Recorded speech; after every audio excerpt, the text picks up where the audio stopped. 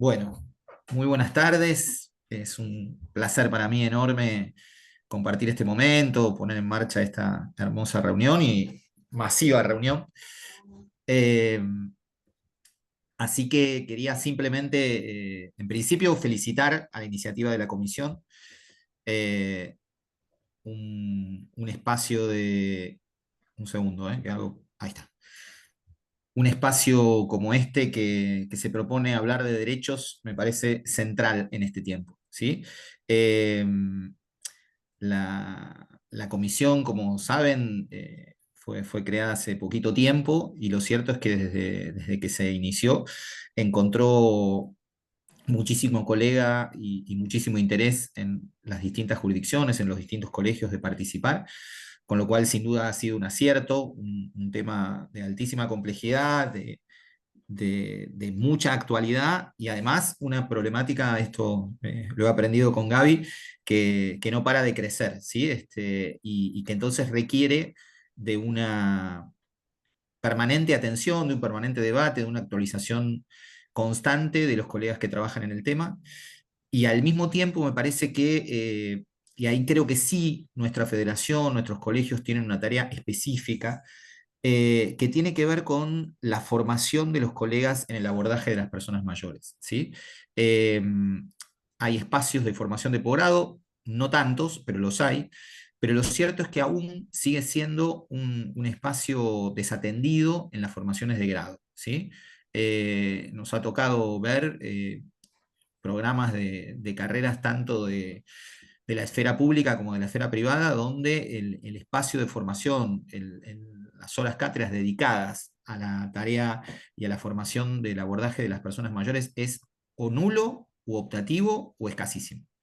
Y ahí sí creo que tenemos nosotros un desafío por delante de poder sensibilizar a las autoridades de las facultades, de las universidades, de la importancia que esto tiene y que empiece a incorporarse como en la formación de grado, ¿sí? Porque representa no solo una problemática enormemente sensible para nuestra comunidad, en la que tenemos el deber ético de comprometernos, de estar a la altura, de tener herramientas y estar actualizados para poder abordar, sino que además es un campo de inserción profesional muy próspero, ¿sí? Y eso requiere que también se tome nota que hay un enorme campo de inserción y de desarrollo para nuestros colegas y que lo estamos desatendiendo porque no está siendo visto en las formaciones de grado, ¿sí? Sin duda ahí operan prejuicios, dificultades burocráticas para la actualización de los programas, bueno, montones de cuestiones que habrá que ver cómo contribuyen nuestras asociaciones profesionales para tratar de que las unidades académicas tomen nota, ¿no? Vean la magnitud de este problema y el requerimiento que desde el grado comencemos a formarnos los psicólogos y las psicólogas en este tema, ¿sí? De nuevo, felicitarlas, Gaby, Nati, la otra Gaby también, Pablo, ¿sí? Realmente me parece una iniciativa hermosa, esto que decía Gaby, la extensión federal de los que van a arrancar la conversación me parece genial y sin duda esto fortalece a la federación, así que bienvenidos de nuevo, felicitaciones y muchas gracias porque estemos aquí compartiendo este momento. Bueno, muchas gracias, Marcelo. Marcelo, nuestro presidente de FEPRA, fue quien nos animó a que nos pusiéramos a trabajar en la creación de la comisión y luego en la comisión, entendiendo siempre que poder desarrollar este abordaje diferencial de lo que tiene que ver, de lo que involucra la psicología de las personas mayores, tiene que ver con seguir desarrollando nuestra profesión, en definitiva. Seguir desarrollando las temáticas, estas miradas diferenciales que nuestra profesión nos requiere.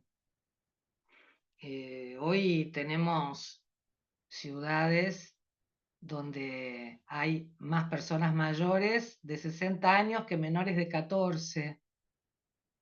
Digo esto solamente por tomar una mirada, que es esta mirada cuantitativa. Luego pensaremos en todo lo que tiene que ver con las representaciones sociales de la vejez, las representaciones individuales de la vejez, la falta de abordajes adecuados, los niveles de prejuicios, de discriminaciones, etcétera, etcétera, etcétera.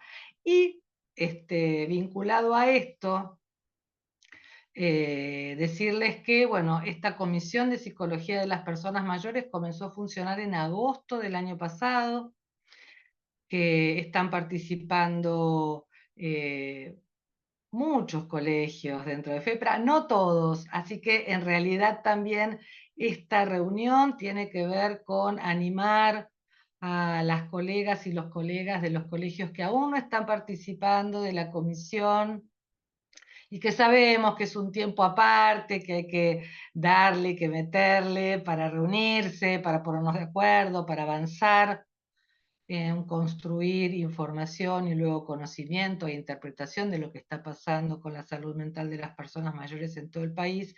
Es importante que participen, así que también aprovecho y trato de entusiasmarlos y entusiasmarlas para que nos acompañen en la comisión. Y una de las tareas que consensuamos darnos en la comisión es comenzar a difundir, a poner en agenda las cuestiones que tienen que ver con la salud mental de las personas mayores, darle visibilidad al tema, construir conciencia en relación a esto. Y para eso empezamos, bueno, visibilizando algunos días que desde la Organización Mundial de la Salud y la Argentina, nuestro país, acompaña, promueve estos días donde, bueno, pongámonos a pensar en tal cosa, no le ponemos el foco, no para ocuparnos solo ese día, sino porque si no existieran estos días, sería bastante más difícil que pudiéramos poner en agenda estas temáticas. Y entonces, bueno, lo hicimos el año pasado con el Día Internacional de las Personas de Edad, de las personas mayores, y nos posicionamos en relación a esto y acordamos la difusión de nuestra mirada. Y ahora, como estamos en julio y el 15 de junio fue el Día Mundial de Toma de Conciencia sobre el abuso y el maltrato en la vejez, nos pareció interesante que pudiéramos aprovechar que iba a estar un poquitito en la agenda pública el tema para tomarlo, resignificarlo y que podamos hablar en verdad del derecho al buen trato en la vejez, lo cual supone posicionarnos desde otro lugar también, y pensarlo desde las implicancias, ¿no? Que implica hablar del derecho al buen trato en la vejez. Para esto pensamos en este espacio, en este modo, ¿no? de comunicar, de transmitir, de compartir, que es el conversatorio, y las y los colegas de Tucumán, provincia de Buenos Aires y La Pampa, levantaron el guante, asumieron conversar con nosotras y con nosotros sobre esto, así que vamos a tener 10 minutos escuchando a cada uno de los colegas, trabajando sobre una de las implicancias, digo, son muchas, unas de las implicancias que tiene hablar de derecho al buen trato en las vejeces, y luego vamos a abrir para las reflexiones o para las preguntas, para la participación de las y los colegas, y luego de eso haremos un cierre. Cada una de las personas que participaron presentando implicancias, y luego Marcelo y yo. Así que bueno, esta va a ser la modalidad.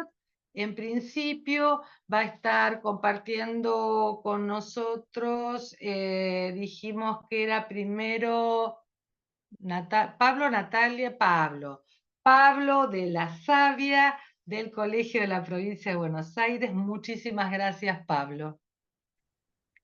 No, gracias, Dila, gracias, Marcelo. Eh, la verdad que viene siendo una experiencia sustantiva el espacio de la comisión. por lo que retroalimenta la natural sinergia de todos aquellos que nos dedicamos a la gerontología, ¿no? Pero si algo tienen estas instancias súper territoriales, por decirlo de alguna manera, o sea, por fuera de los territorios que uno maneja habitualmente, es que permite hacer eco en lo que a uno le pasa y entender que lo que a uno le pasa no le pasa a uno, sino que le pasa a todos, y si le pasa a todos y a todas es porque tiene una envergadura un poco más importante. Y yendo de lleno al tema, como para no extendernos mucho, me pareció interesante, antes de cualquier cuestión, marcar como algunas cuestiones que hacen a este escenario que tenemos hoy como envejecimiento global y donde proponemos o adherimos, mejor dicho, a una instancia de derecho al buen trato, ¿no? O a un reconocimiento al derecho al buen trato. Primero recordar que el envejecimiento poblacional, según algunos autores, entre ellos la propia Naciones Unidas, es el fenómeno global, es un fenómeno global que implica una transformación siendo la más significativa en todo lo que va del siglo XX y del siglo XXI. O sea, a ese nivel le da las Naciones Unidas. El envejecimiento está haciendo la transformación social en todos los aspectos más grandes de la historia de la humanidad, al punto, como bien decía Gabriela, que se estima que en muy pocos tiempos, hablamos de 20 años, no es tanto, ya va a haber en todo el mundo más personas de más de 60 que personas de menos de 14, con lo cual da vuelta la famosa pirámide poblacional. Esto hace que de hace unos cuantos años tome una relevancia en la agenda de las naciones, de los estados, para abordar la temática, para abordar las complicaciones, pero la necesidad de modificar el modo de abordaje, de modificar el lente con el cual se ha mirado el fenómeno del envejecimiento, entendiendo, yo diría, reconociendo a las personas mayores como sujetos de derechos, ¿sí? O sea, lejos de la mirada netamente asistencial, de ver cómo hago para reparar esto, sino de cómo hago para acompañar a estas personas que son sujetos de derechos, más allá de la edad que tengan. Y acá aparece, después de un recorrido largo, que estamos por entendido que todos medianamente conocemos, la herramienta fenomenal que tenemos en esta región del mundo, en lo que es América del Sur, que es la Convención Interamericana de Protección de Derechos Humanos de las Personas Mayores. Fenomenal herramienta, ¿por qué? Primero porque otorga definiciones, ¿sí? Algo que no es habitual que tengan los textos de este tipo, que definen el escenario, definen vejez, definen envejecimiento y definen persona mayor. Definen envejecimiento como un proceso gradual que con sus ganancias y sus pérdidas recorre toda la vida, con lo cual entendemos, o nos invita a entender, que somos seres envejecientes toda la vida, todo el tiempo estamos envejeciendo. Define vejez como la significación o el significado social de la última etapa del ciclo vital. No dice colesterol, miopía, no, el significado que le da la sociedad en cada momento determinado a la última etapa del ciclo vital.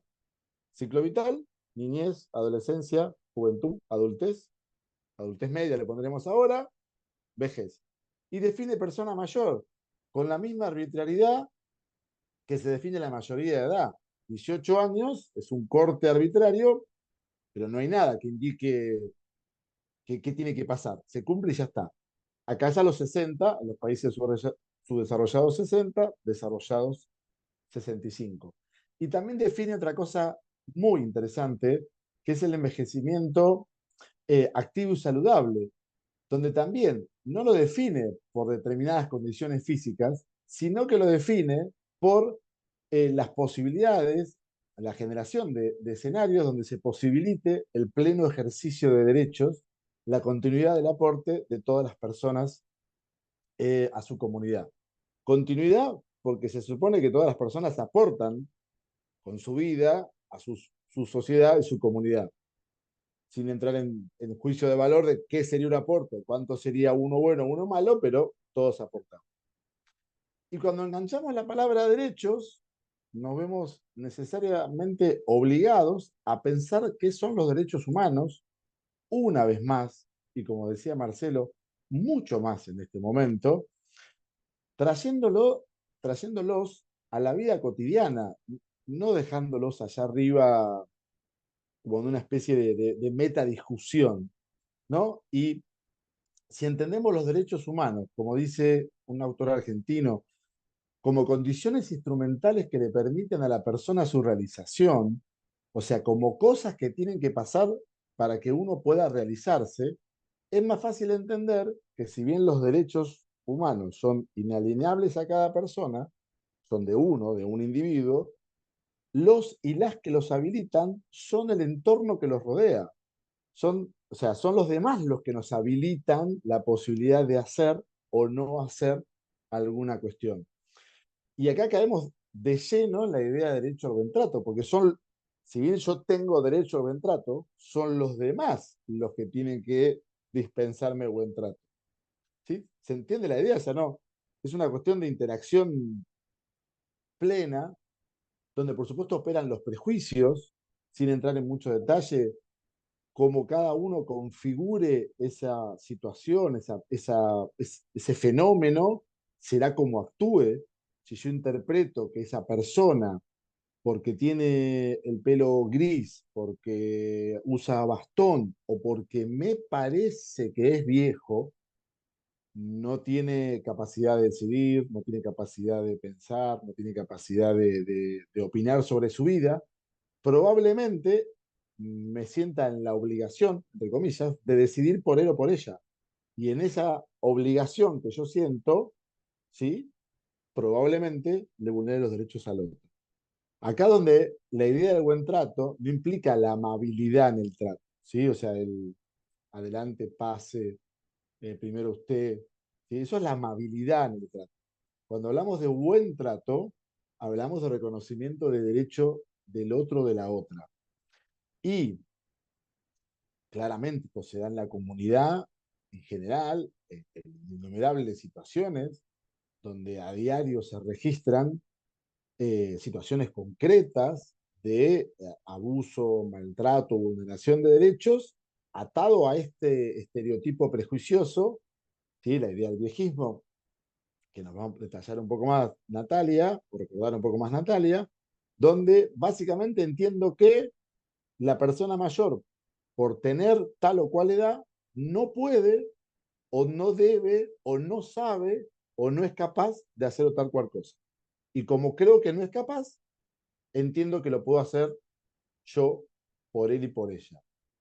Y en esta idea, por supuesto, se involucra tanto las mejores intenciones de cuidado, tal vez en las familias con el mayor de los amores y con las mayores buenas intenciones, que, pero que también puede implicar una profunda vulneración de derechos, o en acciones un poco más violentas, ¿no? O sea, tanto un lado como el otro.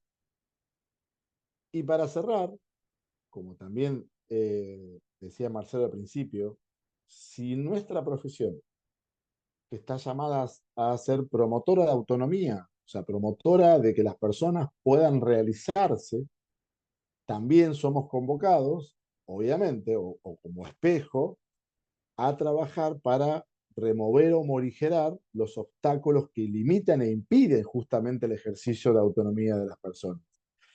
Y en este terreno, siendo las personas mayores uno de los grupos sociales más históricamente vulnerabilizados en sus derechos, o sea, que más limitado han tenido sus derechos por un montón de razones, como decía recién, algunas con la mejor intención, otras con un poco tal vez más de violencia, pero en definitiva es vulneración igual, más debemos ser actores partícipes importantes y significativos para el abordaje de la temática.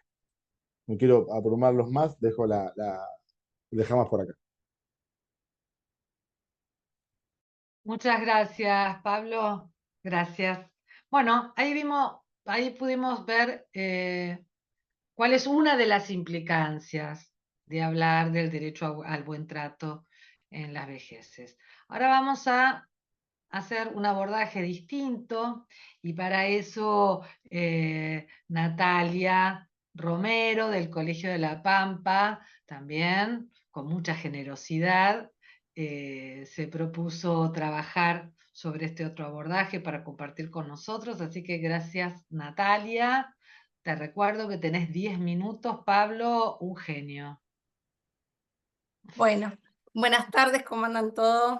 Agradezco esta posibilidad de poder conversar con ustedes y repensar un poquito acerca de esta temática que, tal como hemos visto hasta ahora, es tan importante poder empezar a hacernos preguntas y buscar respuestas para justamente hacer de la práctica profesional una práctica que esté abocada a respetar justamente los derechos de las personas mayores.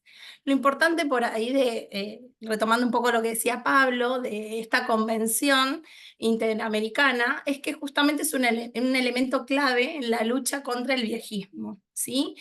Tal como dijimos, el viejismo es justamente el estereotipo, los prejuicios y las discriminaciones que se dan en torno a lo que es la vejez. Por el solo hecho de ser viejo, se considera que la persona tiene X características, ¿sí? Y justamente podemos manifestarlo a través de actitudes, comportamientos o políticas que terminan marginando o desvalorizando a las personas mayores. Lo que tenemos que entender que desde la convención hay un montón de derechos que se proclaman, como la vida digna, como el derecho a la autonomía, a la seguridad social, a la salud, al bienestar, pero también a la igualdad y a la no discriminación. Entonces, lo que vemos últimamente es que hay varias campañas en torno a, bueno, cómo la sociedad ve a la vejez y ir en contra de los prejuicios, pero poco a veces se habla de cómo dentro de los profesionales muchas veces caemos en estos modos de tratos que no van hacia el buen trato, pero porque están naturalizados. ¿Sí?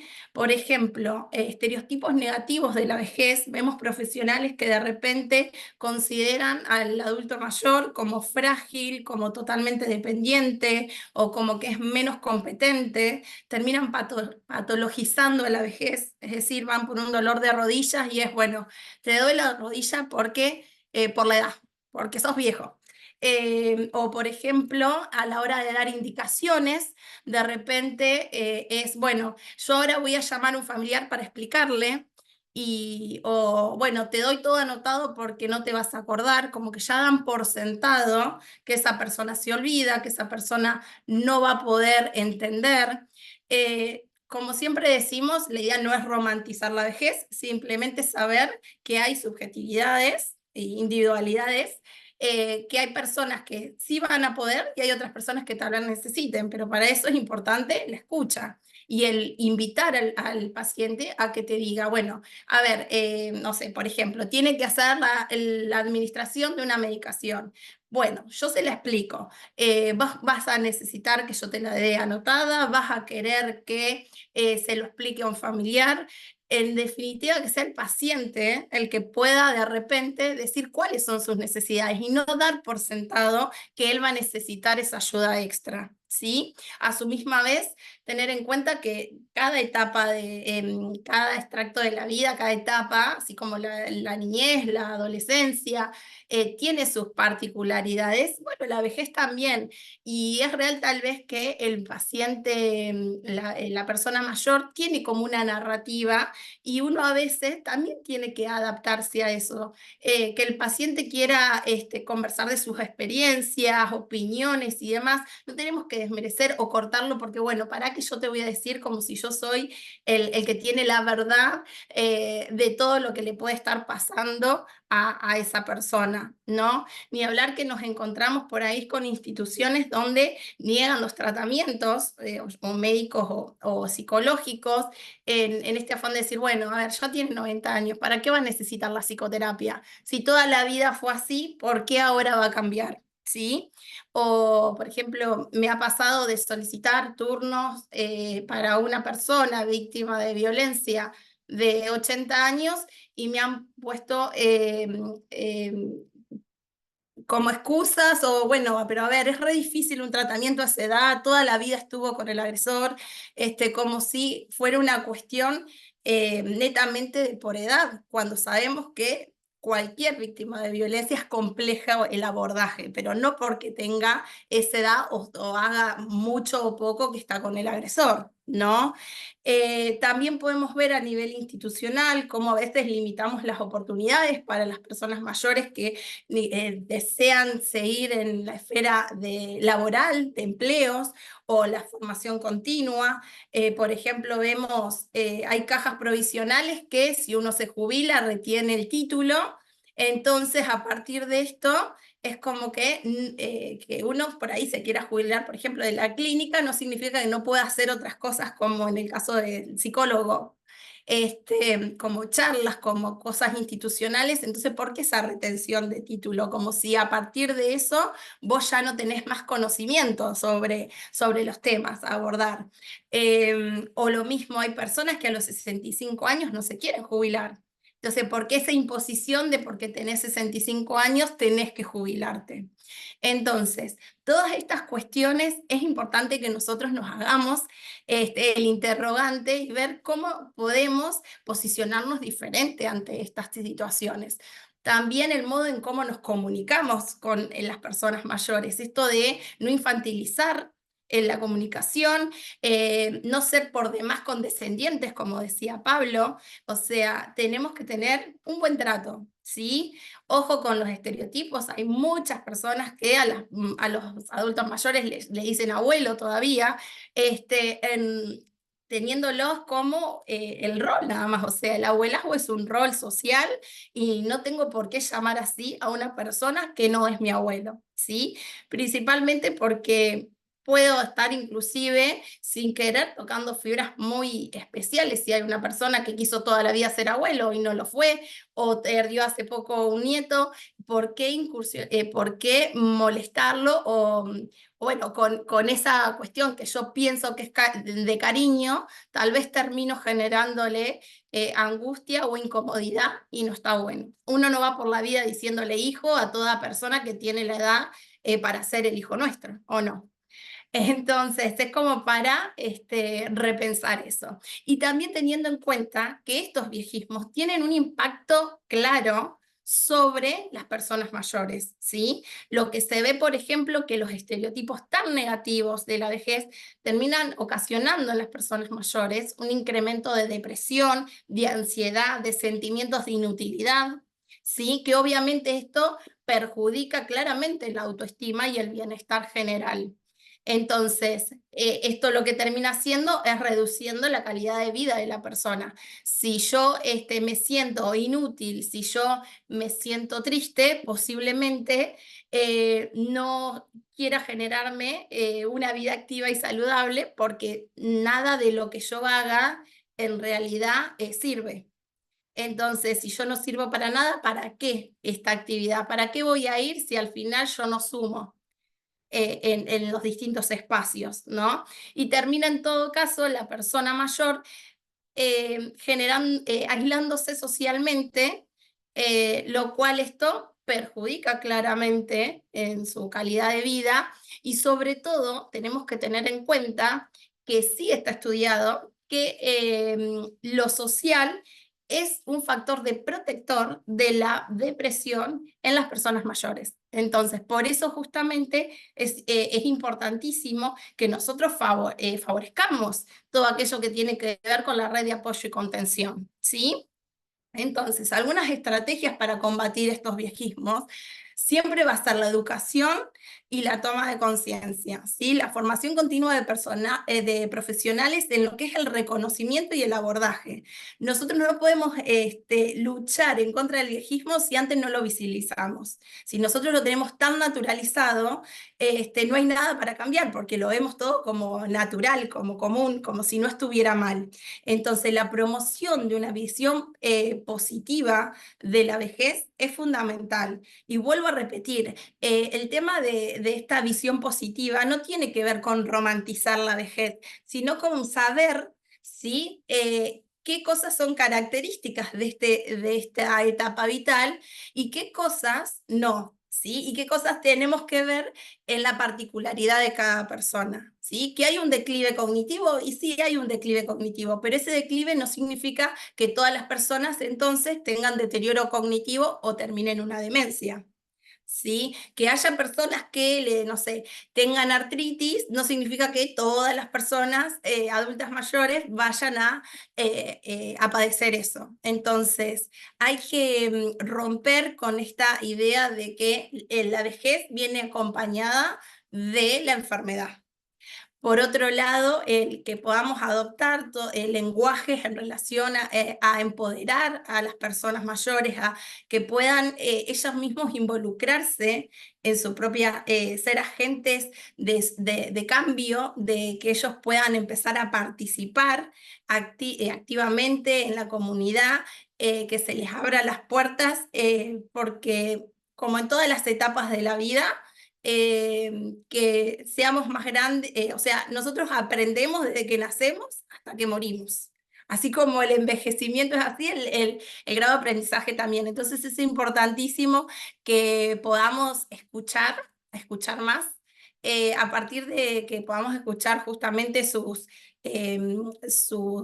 problemáticas, sus inquietudes, sus deseos. Es importantísimo que nosotros no pongamos nuestras expectativas, sino que aprendamos a escuchar, bueno, qué es lo que ellos necesitan a fin de justamente respetar sus deseos.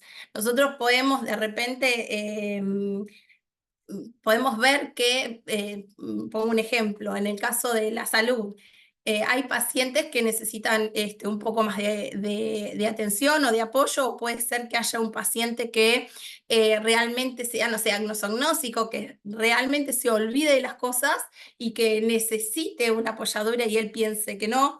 En estos casos no es condición para no respetar su decisión.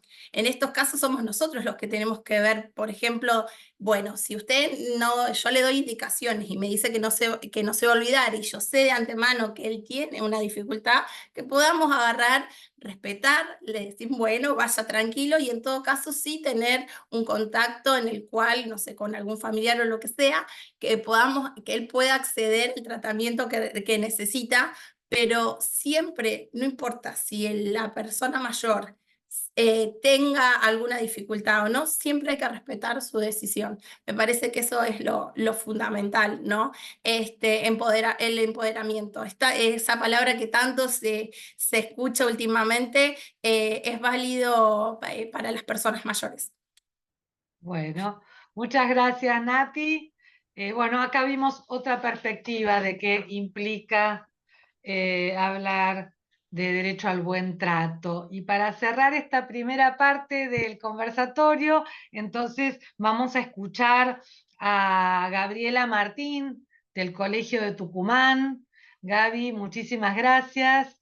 Ella nos va a presentar otra implicancia, otra mirada de esta misma cuestión. Te escuchamos, Gaby. Sí, buenas tardes. ¿Me escuchan bien? ¿Sí? Bueno, buenas tardes. Este encuentro federal tan lindo y tan ansiado, ¿no? Por todos. Gracias, Gaby, y a mis compañeros de la comisión, y bueno, y a mis compañeros que estuvieron disertando. Yo voy a hacer algo que no hice nunca, que es como hacer una lectura. Siempre generalmente hablo, pero ahora hice como un pequeño escrito que lo quería compartir. Teniendo en cuenta lo que compartieron nuestros compañeros y puntualmente el título del tema que nos convoca hoy, vejeces, que implica hablar del derecho al buen trato, me parece muy importante el reconocimiento de este concepto que es vejeces, ¿no? De poder empezar a pensar las vejeces, que antes se hablaba de vejez, y hoy hablamos vejeces como la diversidad de formas de envejecer y transitar la vejez. Implica un avance muy enorme en una mirada social que considera a las personas mayores, y es un derecho universal envejecer considerando la diversidad de acuerdo a las condiciones biopsicosociales. Así que esto era como el primer punto a considerar que me parece importante, vejeces. Es decir, comenzar a contemplar las posibilidades que antes no. Posibilidades que abrigan estas diversas formas de envejecer, las cuales implican un plan de vida, y lo que implica también lo flexible, lo modificable en el tiempo y de acuerdo a nuestras experiencias y de acuerdo a la subjetividad de cada sujeto.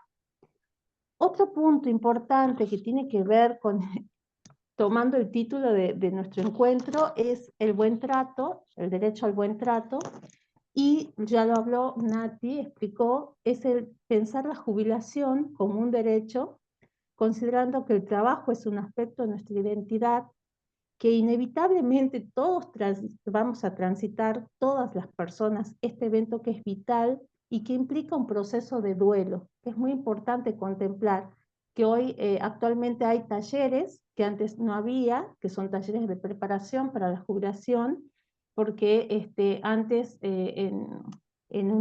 hablábamos de la jubilación como un evento donde no se consideraba todas todo lo que provocaba en el sujeto, hasta cuadros depresivos, y hoy sí, hay una contemplación y un abordaje y un acompañamiento para la jubilación.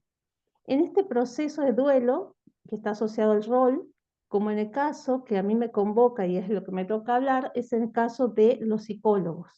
Saben que me puse a buscar mucha información y hay muy poca sobre qué pasa cuando un psicólogo se jubila. O sea, había estadísticas, había información de cuánto es la jubilación que percibe un psicólogo, pero entonces tuve que apelar a esto que es el testimonio de jubilados del colegio, que son nombrados como matriculados vitalicios. ¿Y con qué me encontré? Que esto es lo que voy a compartir con ustedes, que en la mayoría, como es una profesión que se desempeña en espacios como la clínica, que implica un desempeño individual, tienen que reforzar al inicio mucho sus redes de apoyo, reforzar su vida social y sus redes de apoyo y familiar, afianzar esas redes de apoyo. O sea que el psicólogo que se jubila tiene que comenzar a fortalecer esos vínculos por el tiempo que implica su profesión, que es más bien tendiendo a ser individual, salvo que trabaje en instituciones que sean en equipo y en instituciones donde trabaje con otros colegas. También, en el caso de Tucumán, les quería comentar, nosotros disponemos en el Colegio de Psicólogos un espacio de participación de los psicólogos jubilados o matriculados vitalicios, como se los nombra, que es para que participen en comisiones científicas. Hay talleres de arte, talleres como yo anoté, pero que quería comentarles para que ustedes puedan conocer, capacitaciones, cursos de zumba, talleres de escritura, talleres de arte, supervisiones. Y esto es también como para el Día del Psicólogo, donde se realiza un reconocimiento por su trayectoria a psicólogos jubilados. Algo que también es una particularidad del psicólogo que se jubiló es que sigue participando en espacios de estudio. Mantiene todavía la lectura, que eso es muy importante. Sí, también puede realizar supervisiones que posibilitan mantener su productividad intelectual.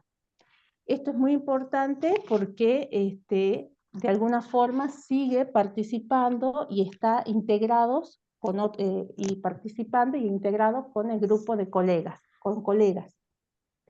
Y bueno, algo más que yo quería agregar con respecto ya a lo que implica el duelo y la jubilación.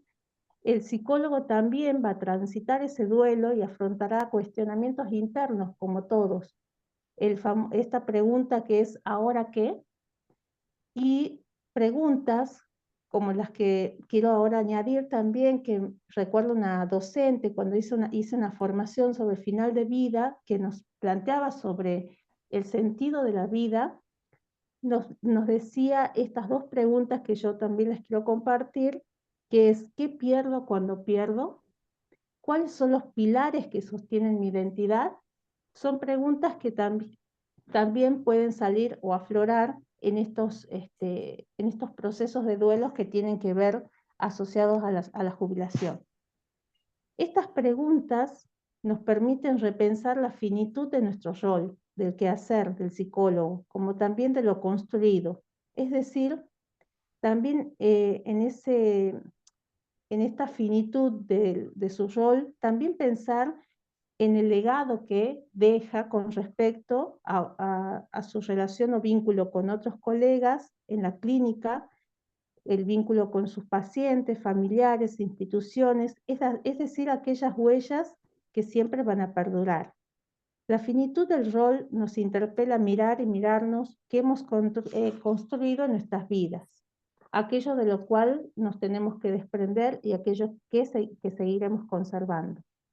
Los psicólogos también plantean como factor que tiene que ver con este proceso cuando están jubilados es el poco tiempo antes y por cuestiones laborales, y cómo después de la jubilación poder ese tiempo implementarlo ya para poder hacer actividades creativas o poder destinarlo para uno mismo. Es por eso que podríamos decir que ese tiempo que es necesario muchas veces a solas, permite a las personas redescubrirse y de alguna manera poder empezar a ver qué se ha construido en el proceso de su vida, ¿no? Poder redescubrirse, de sorprenderse, de saber cómo están hoy. Voy a tomar una frase como para ir cerrando, que es del doctor Víctor Frank, que él es un psiquiatra que estuvo en situaciones de cautiverio, y él habla de la búsqueda del sentido, la importancia del sentido de la vida. Entonces, Víctor Frank es también fue el creador de la logoterapia, de una de las tres escuelas de psicoanálisis y las tres escuelas más importantes o corrientes teóricas más importantes que hubo en su periodo en Viena, y él plantea que debemos aprender por nosotros mismos y enseñar a los hombres desesperados que en realidad no importa lo que esperamos de la vida, sino que importa lo que la vida espera de nosotros. Esto haciendo alusión a la importancia de la preparación de la jubilación y de estos cuestionamientos internos que también tenemos que responder más allá de nuestra profesión y de entender la finitud de ese rol y, bueno, qué sucede después de la jubilación y qué podemos hacer después de la jubilación, que es revisar nuevamente un plan de vida. Y para terminar, si tengo un tiempito, ¿es posible, Gaby? Sí, sí, te quedan 2 minutos. Bueno, me interesaría con esto terminar y poder brindarles una poesía de Marisa Wagner, que es psicóloga, era psicóloga, y también una paciente que estuvo en un hospital psiquiátrico, estuvo institucionalizada muchos años, y también eso es un derecho muy importante, que las personas que están institucionalizadas puedan seguir siendo productivas y sean respetadas, y darles esa posibilidad de que, a pesar de la institucionalización, puedan tener todos los derechos, ser sujetos de derecho y ser respetados sus derechos. Marisa fue una precursora en la lucha de los derechos de las personas institucionalizadas. Y les voy a decir esta poesía y con esto cierro. Juego de espejos es el título. Cuando se toca a fondo y se mastica el polvo, te das cuenta, aprendes, que aún no lo has perdido todo, que hay más para perder, que en el fondo, en realidad, no tiene fondo, que aún se puede descender y descender. Se piensa que ya no se puede estar más solo, y sin embargo, sí se puede. Hay más soledad, te lo aseguro. Pero un día cualquiera, se te da por mirarte en el espejo. No abundan los espejos en el manicomio, por razones obvias, se me ha dicho. No importa el espejo del que hablo, está en otro lado, adentro. Y te das cuenta, por ejemplo, que tenés 2 piernas, te las mirás, las sometés a prueba y te vas a dar una vuelta por el parque del hospicio. Y te cruzas entonces con otro espejo que deambula, más valioso y fidedigno. Y acaece la revelación. ¿Qué voy a estar sola si somos 1070 locos acá adentro? Y cuando nos juntamos los espejos, uno le da coraje a otro y resistimos la subestimación, la discriminación, los abandonos. Pero bueno, estas ya no son cosas de locos. Gracias.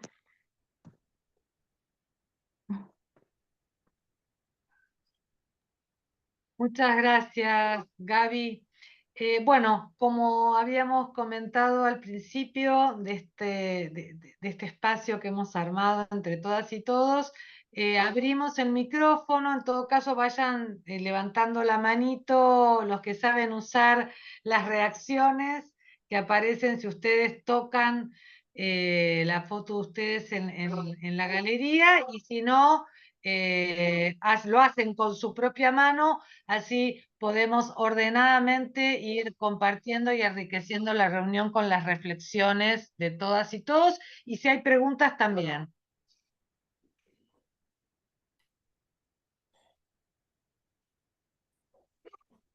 Bueno, Mario Bromberg. Hola, Mario. Gracias. Bueno, antes que nada, gracias por invitarme a participar de esta reunión. Yo me quiero dirigir a todos desde mi existencia, porque yo me voy aproximando ya a los 80 años de edad y tengo una experiencia de una vida, además de mis conocimientos y experiencia profesional como psicólogo. Yo creo de que una parte importante que hay que tener en cuenta es dar lugar a la gente mayor para que entre en una institución. En este caso sería el caso de un colegio de psicólogos, por ejemplo, darle lugar, invitar, estimular a gente mayor, a psicólogos mayores, para que puedan acercarse y contarnos la experiencia, los conocimientos que han adquirido en la vida como personas y como psicólogos, lógicamente. Nosotros tengamos en cuenta, recordemos que antes, incluso todavía quedan en el mundo tribus donde se le da mucha importancia a la gente mayor, que son los que dirigen justamente. Los ancianos son los que aconsejan la conducción de una tribu, la organización de una tribu. Hoy en día no ocurre todo lo contrario. Hay una indiferencia mayor hacia los mayores. Entonces, en los colegios, por ejemplo, colegios de psicólogos debería empezar por disminuir, por ejemplo, la cuota que deben pagar el psicólogo mayor de edad para que pueda entrar, acercarse y estimularlo para que aporte al, al colegio, a la institución. Hay que tener en cuenta minusvalías que va adquiriendo la persona naturalmente con la edad. Nosotros nos comunicamos a través de la vista, el oído y la voz. Y lo que es muy común que ocurre es que la persona, a medida que va envejeciendo, hay un porcentaje bastante alto que van perdiendo la audición, como es el caso mío, por ejemplo, el problema de la hipoacusia. Entonces, hay que tener en cuenta eso cuando se habla con una persona mayor, si es que está escuchando bien, si no necesita que se le hable más lentamente. Por ejemplo, Nati cuando habló, para mí era rápido, me costaba seguirla por la dificultad que yo tengo, ¿no? Entonces, eso hay que tenerlo en cuenta, que estamos hablando con una persona que va perdiendo naturalmente la capacidad de audición en el caso ¿no? Bueno, eso por ahora es lo que yo quería aportar. Muchísimas gracias, Mario. Seguimos teniendo abierta la participación.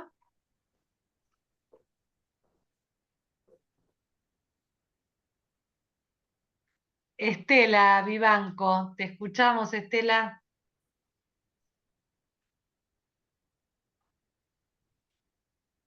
Ahí está. Hola, buenas Hola. tardes a todos. Bueno, mi nombre es Estela Vivanco, soy co-coordinadora de la Comisión de Psicogerontología del Colegio de Psicólogos Distrito 15 San Isidro. En primer lugar, bueno, les quiero comentar, el colegio, la comisión cumplió 10 años en junio, 10 años de trabajo ininterrumpido. Así que bueno, nos pone muy contentos. Al principio fue difícil porque eran 2 o 3 personas nada más. Con el tiempo se fueron sumando otras. Es todo un proceso dinámico, ¿no? Pero bueno, son 10 años y la verdad que nos orgullece, ¿no? En cuanto a la jubilación, que veo que es un tema de preocupación, bueno, les comento, nosotras en la comisión ya estamos trabajando para crear un espacio para los psicólogos jubilados. Después más adelante, cuando haya más, comentaré, pero ya estamos trabajando en eso. Porque yo decía que, bueno, uno se jubila, ¿no? En el colegio tiene que entregar la matrícula y es cuando, ¿viste? Cuando entregas la libreta universitaria, es un proceso de duelo, ya no sos más estudiante y ahora ¿qué hago? Yo siempre digo, como decía Bonavena, el boxeador, hasta el banquito te sacan, ¿no? Adentro del ring. Así que bueno, estamos trabajando en eso. Con respecto a las cuestiones de buen trato y maltrato, yo pienso que, bueno, nosotros como agentes de salud somos promotores del buen trato, ¿no? Con las personas mayores. Pero el maltrato está instalado y es invisibilizado.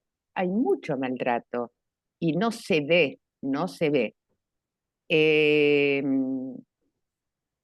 Lo que sí también hay una pata que nos falta a nosotros los psicólogos, sobre todo los que trabajamos en consultorio particular. Y esto es lo que tiene que ver con el apoyo jurídico, ¿sí? Porque así como en niños, muchas veces los terapeutas de niños no se animan a hacer una denuncia, lo mismo pasa, digamos, con las personas que atienden a adultos mayores. Y sabemos que hay casos de bueno, hay muchos tipos de maltrato, ¿no? Pero casos de nueras, por ejemplo, algunas, ¿no? Con trastornos psiquiátricos, otras, bueno, qué sé yo, que no dejan ver a sus nietos, o sea, hay mucho maltrato y muchas veces en el consultorio particular nos sentimos un poco desamparados. Por eso la necesariedad, ¿no?, de contar, digamos, con el apoyo de la justicia, el apoyo jurídico. Y lo otro que quería decir, que hace muchos años que venimos hablando de vejeces, de prejuicios, prejuicios sociales y demás, pero ¿saben qué? Yo estoy pensando últimamente que los mejores actores para difundir que hay una vejez distinta, que se puede vivir una vejez activa y saludable, son los propios viejos, los propios adultos mayores, a través de los centros de jubilados. Nosotros tuvimos el año pasado una experiencia lindísima con talleres en Tigre, con personas mayores, pero son ellos los que difunden, si se quiere, más que nosotros, la posibilidad de tener una vejez distinta. Bueno, eso quería decir, nada más. Muchas gracias, Estela, gracias por la participación. No, por favor. Y bueno, ¿Alguien? no, quería agregar que Pablo el Ok. año pasado, cuando nos comentó que en FEPRA se iba a crear una comisión, la verdad a mí me puso re contenta, porque desde el año 80 y pico que trabajo con personas mayores, se imaginan que FEPRA haga una comisión con personas mayores, bueno, es lo más. Gracias. Bueno, te esperamos entonces, Estela, te esperamos. Dale.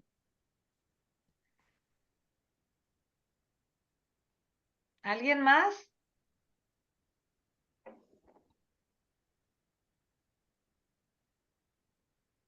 Ahí está, Gabriela Arce, te escuchamos, Gabriela.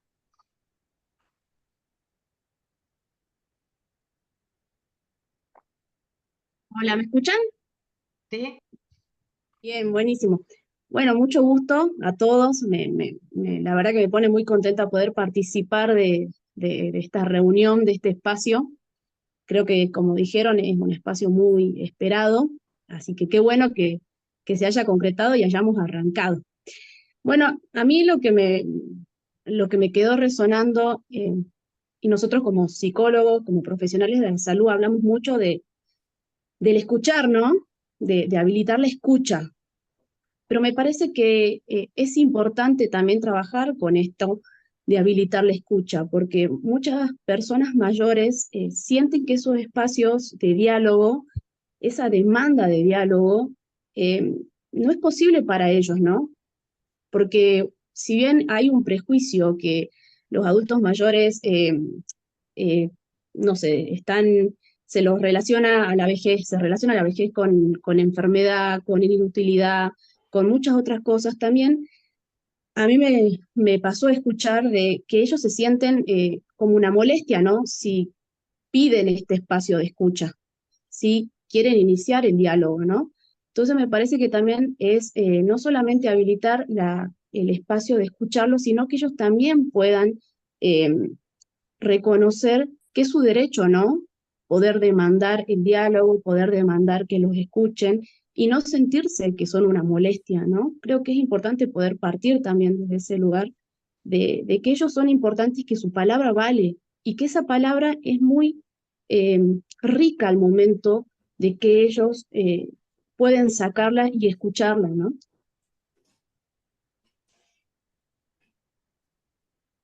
Muchas gracias, Gabriela. Gracias por tu aporte. ¿Algún colega, alguna colega que tenga ganas de aportar algo más?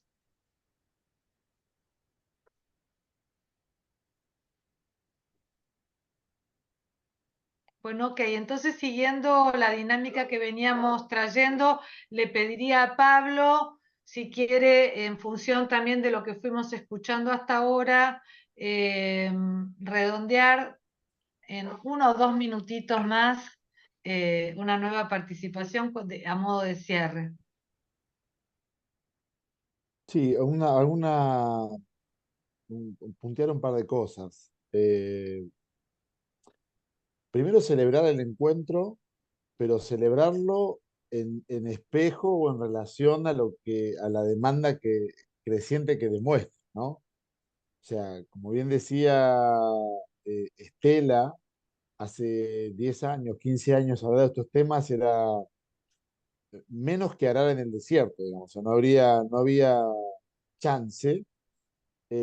Por supuesto que han contribuido muchos factores, principalmente, como bien decía Estela, el crecimiento exponencial de la población mayor, que lejos de esperar cualquier cambio de sentido o de significado, se imponen por cantidad, ¿no? O sea, los que tienen más de 60 tienen un peso cuantitativo mucho más grande de lo que tenían hace 30 años.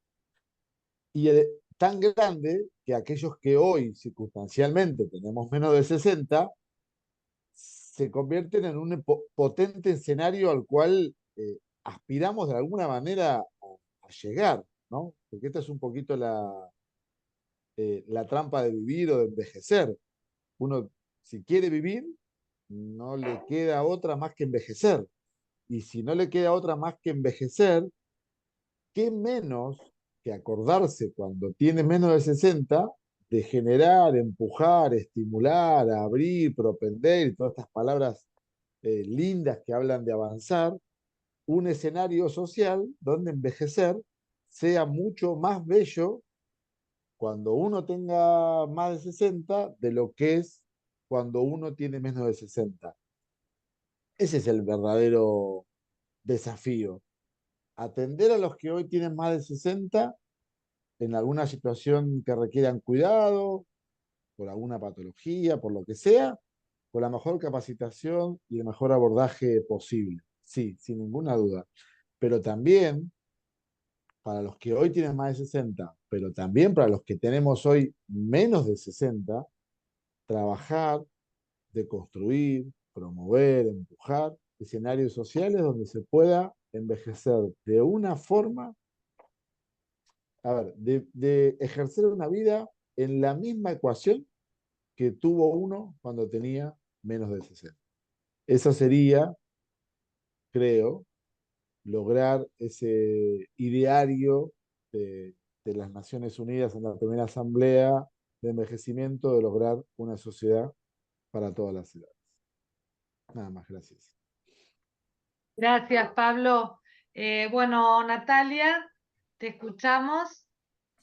Bueno, no me quiero extender mucho, simplemente concuerdo todo lo que dice Pablo y me pareció importantísimo lo que fueron diciendo también los aportes de otros colegas, y concuerdo con que en la medida que nosotros podamos promover el empoderamiento de las personas mayores, ellos mismos van a hacer ecos y son los mejores promotores para el buen trato.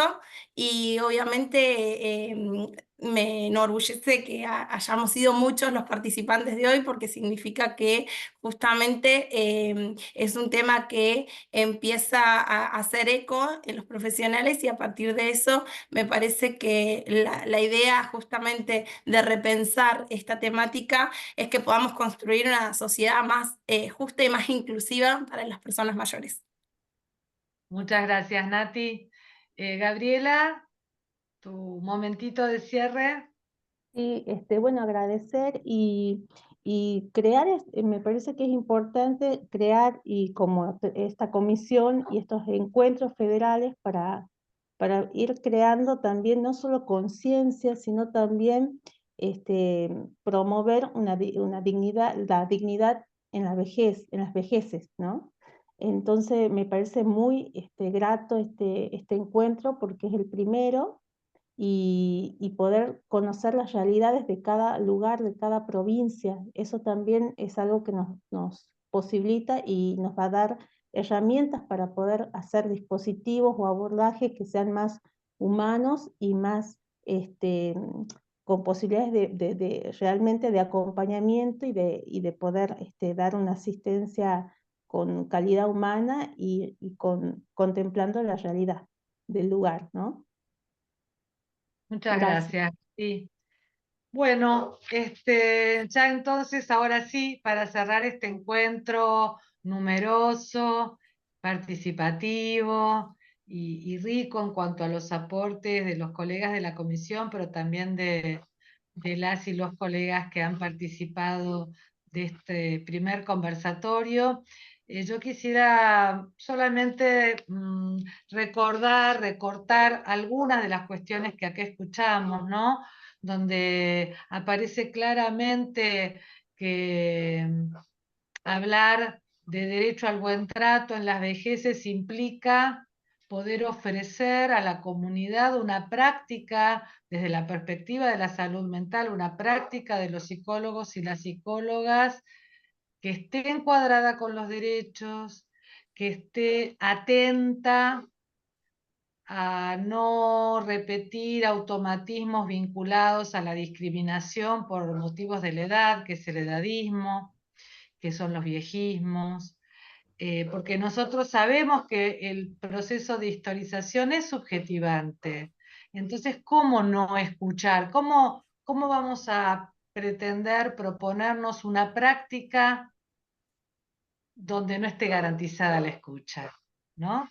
Entonces, por un lado, poder abordar esta dimensión, también poder pensar que si hay algo que tenemos por delante es poder contribuir también entonces a la formación de recursos profesionales con esta especificidad, con estos abordajes diferenciales, por un lado, pero también contribuir a nivel comunitario a instalar estas temáticas, a poder contribuir a desarmar estas discriminaciones, esto que planteábamos acerca de la invisibilidad, ¿no? de estos abusos que a veces las personas mayores, este colectivo especialmente vulnerabilizado, sufre, padece, y esto tiene implicancia en su salud y por supuesto en su salud mental. Así que con estos compromisos, con estas miradas, yo les agradezco en nombre de toda la comisión, en nombre de Marcelo Klingo, el presidente de FEPRA, invito a la gente de los colegios a que se sume a la tarea que está desarrollando la comisión y les agradezco muchísimo el haber estado un viernes a esta hora en esta maravillosa reunión. Y por favor, sonrisa a todos, así nos podemos sacar una foto, así que habiliten las cámaras y pongamos nuestra más linda sonrisa.